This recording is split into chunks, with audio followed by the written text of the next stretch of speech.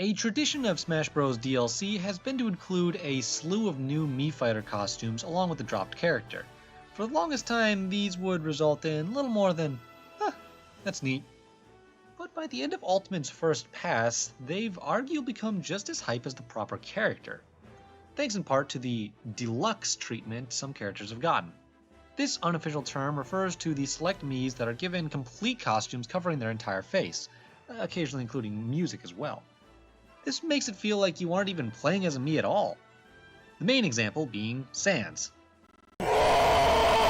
Cuphead, and recently Vault Boy. Visually, all these look pretty much spot on as perfect versions of the characters to the point many simply consider them part of the roster. It's almost like the spiritual successor of Echo Fighters. But like, can we get some of those too?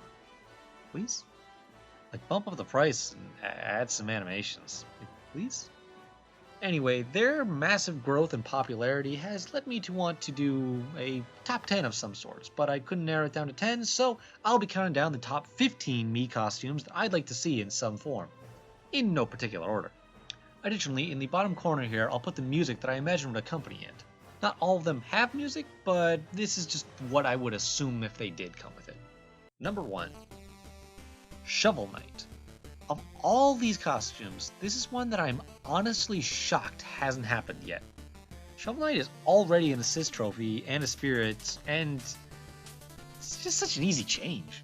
The model is already there, the proportions are close enough, with some tweaks you could easily have him work as a Mii sword fighter. Heck, Sword Fighter's down air is already super close to Shovel Knight's known move.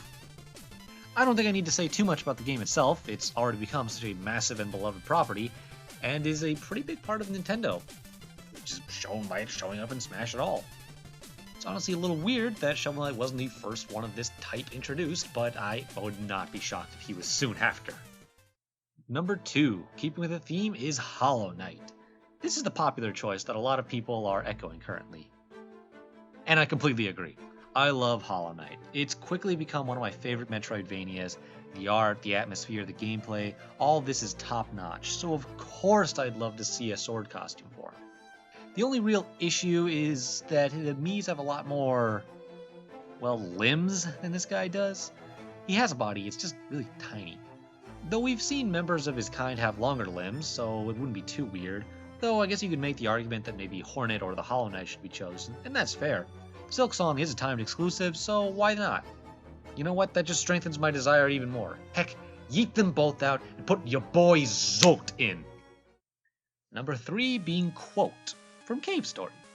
Cave Story is often brought up for good reason. The original Cave Story is one of the first indie games to make a big splash on a Nintendo console, back in the WiiWare days. While it's much smaller now, it was a big hit back then. Probably something that would be a bigger hit if it was released now, honestly. I still think its influence has spread pretty far with the whole retro Metroidvania crowd of indie games. Quote himself could easily fit as a Gunner Mii, as his head would actually just need to be shrunk a little bit. Design-wise though, he fits perfectly, and would really show how far Nintendo and indies have come along with each other. Also, this is an indie game that was made entirely by one guy, so I don't know, there'd be something poetic about it. Like, it'd show that anyone can do it. I gotta get back to coding. Number 4. Freddy Fazbear. Okay, look. I think the reaction would be really funny. And I want to see people freaking out. This is more of a meme pick, but it honestly isn't out of the possibility. The Five Nights at Freddy's games are extremely popular indie titles, and I honestly can admire the work ethic of this single guy making the originals and how far drip-feeding a story can lead you. They've also all been ported to the Switch, so there's a precedent. And they're technically mechanical suits that you could wear, so it makes sense in canon. It would probably be pretty morbid to have your Mii, like, eviscerated. I guess Springtrap one would technically be more accurate, though. It also probably wouldn't come with music, as I'm not really aware if the games even have much music. Guess I'll find something to put in the background that you're listening to now. Honestly, I'd just like to see Matt Pack's reaction. What does it mean for the lore? Is he the man behind the slaughter? Number 5, Minecraft Steve. This is one I imagine would get a lot of people very angry. Seems like the Smash community has cooled the idea of Steve being a playable character since Banjo joined, and since Minecraft itself has jumped back into the public eye. Though I've seen that there's still a lot of debate regarding this guy, and personally I'm in the camp that feels Minecraft would be better repped as a stage rather than a character. Even then, I've always thought that a Mii costume would work really well. Wielding a diamond sword while moving would be a bit unnatural, it'd still be close enough to get the sense of the character. The proportions line up well enough, and I think it satisfied both sides at least well enough. People actively despised the idea of Sans being in Smash, but after the Mii costume, it's become such a positive news story that it seemed to have started this entire trend. Put it simply, I can see this one being really cool, though I'm sure some would disagree. Number 6. Terraria. On the flip side, my baby Terraria would be an awesome addition. I love this game and have sunk so many hours into it. It probably means to me what Minecraft means to a lot of others. Though I'm honestly not too sure how they'd go about doing it. Probably wouldn't cover the face at least, so I guess this wouldn't count as a deluxe, but I'm putting it here anyway because shush. Maybe it'd be the guide? The basic playable characters? One of the armors? I guess the corruption is fairly iconic. But more than likely it'd be one of the first two. What sword would they go with? Probably either a copper short sword, knight's edge, or zenith. Either way works. This is one that I'd probably like to see most, and can honestly see happening. Terraria has been on numerous Nintendo consoles, and is a super popular video game. Hopefully it shows up in some way. Number 7, Newgrounds. Bit of a broad one to name, but I'm going with a few different ideas. I was looking for some possible ideas for this video, and someone mentioned Castle Crashers as a potential option, and that floored me. Beyond that, some of the other classic Newgrounds could be stuff like Alien Hominid, as well as some of the more extreme characters. Could work very well as Mii fighters. These games are more important to gaming than I think most people realize, as they pioneered the concept of online flash games, something that I guarantee everybody watching this has experienced at one point.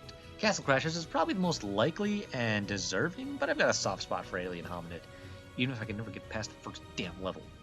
Number 8. Octodad. Now we're talking!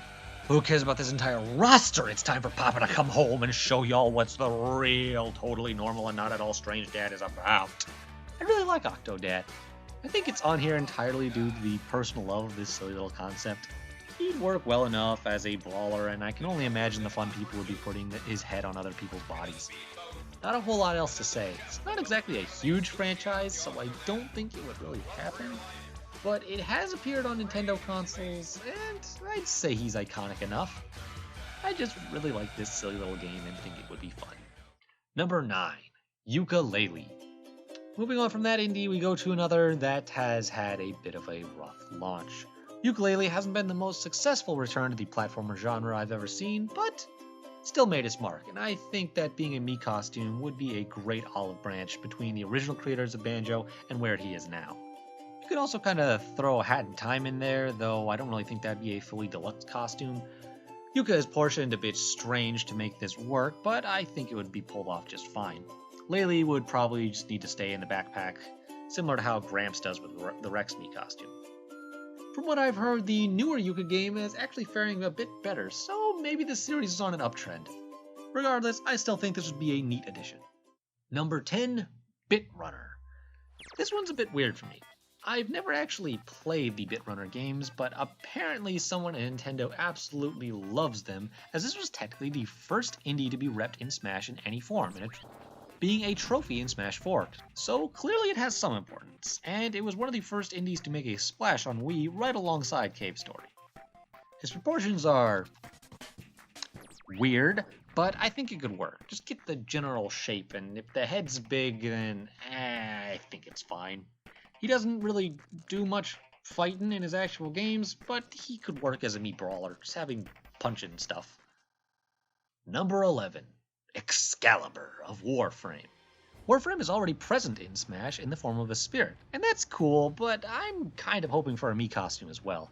Chibi versions of the frames is already a thing, so making him a Mii fighter wouldn't be out of whack. In fact, technically it'd be more accurate.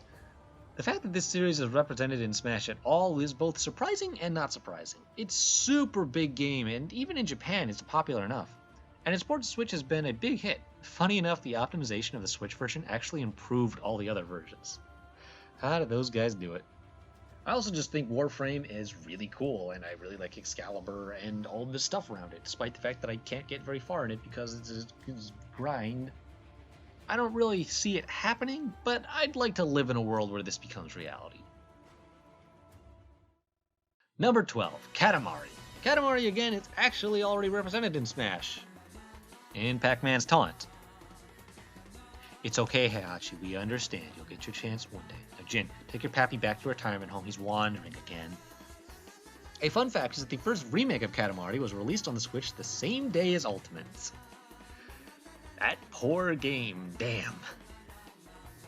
It's a cute little franchise that has a dedicated fan base. I don't really think it could work particularly well as a playable fighter. Though the Smash team has proven themselves on weirder concepts, but a Mii fighter costume would work perfectly fine and wouldn't require so much big brain energy to make a moveset. Proportions aren't perfect, but it's good enough, and the game itself is silly to the point where a buff Katamari wouldn't be out of place for a Mii brawler. Maybe just put his dad in instead. Yeah, that wouldn't give anyone nightmares. Number 13, Beautiful Joe. Hey. On the list of Capcom's forgotten franchises that could use some extra life, Beautiful Joe is most appropriate for this list. Joe's a super lovable little franchise that has so much heart put into it that the series creator Hideki Kamiya clearly still has, as seen by the wonderful 101. In fact, this spot goes to Wonder Red as well, as it's honestly kind of surprising that hasn't happened already. Heck, the main three already fit the three main Mii classes. But back to Joe. It's more Capcom, and honestly, they're the company that can rival Nintendo the most in regards to holding numerous beloved IPs. You could pair well with whatever Capcom character they decided to add. There's a moderate amount of rumors saying that this franchise can come back someday, so maybe that would be an excuse to bring him on board. I think he'd work perfectly as a brawler. Number 14, Klonoa. This one's partially on here because I imagine my friend would be in tears over it. In fact, I might do a full video on him at some point. Spoilers! Klonoa is, like Beautiful Joe, a lovable little franchise from Namco, and has been somewhat abandoned since its day. I think his design is honestly just so charming. It's a little Pac-Man on his head fits so well. It's like a Sonic Digimon thing that looks, but not. He'd do so well as a brawler, hopefully avoiding looking like a mascot costume. But I think it'd turn out fine. There's rumor that his game will either be remade or his franchise continued at some point, so I think this one's fairly possible, maybe alongside a Namco character. Number 15, Geno. The final character on this list, and it's probably the most contentious. I made an entire video about Geno, and while I'd like to see this guy both for the reaction of its fans and because I genuinely love Mario RPG, I'd completely accept his already made Mii costume was upgraded to a deluxe version, as in not relying on the Mii to cover the face. Honestly, it fits super well, as he didn't really have that many facial animations to begin with. His moveset already consists of just shooting rockets and bullets and stuff, and technically he's a magic spirit that takes over a child's toy, so him taking over a Mii fighter fits with the lore in Smash that they're so obviously concerned with. I'm curious how other major Geno fans would feel about this, but I think most would be positively accepting. It might feel a little weird that one of the biggest and most prevalent characters to be asked for is relegated to a Mii costume, but not only have they done that before, it's also kind of weird that one of the most prominent and asked for characters is a side character from a Mario spin-off from 1996. So weirdness isn't out of the question. And while this has happened before, so it might seem a little to do it again, upgrading the costume accordingly would give a lot of people a lot better feeling rather than the twinge of defeat. I don't know. While I'd probably prefer an actual character, I think this would do. And that's 15 Mii costumes that I'd like to see. Some of these are characters I wouldn't mind seeing as playable in their own right, and there plenty are wishful thinking. Though I definitely think that Sans showed what kind of Mii costume sells. And as I said before, it's kind of the successor to Echo Fighters. Honestly, I've had a theory that they didn't realize that they'd get such a good reception to Echo Fighters, and that's why there aren't many of them. But now they realize that people love getting characters for kind of free. After all, the crossover aspect of Smash Bros. Is one of the biggest draws of it. Funny enough, these silly little costumes have started overshadowing the actual characters, and while I'm not exactly sure if that's a good thing, it definitely means that they're doing something right. And have made something that previously I doubt anybody really cared about into something worth making videos over. So good job, Sakurai. You created more need for idiots like me to yammer on for about 20 minutes. And isn't that what it's all about?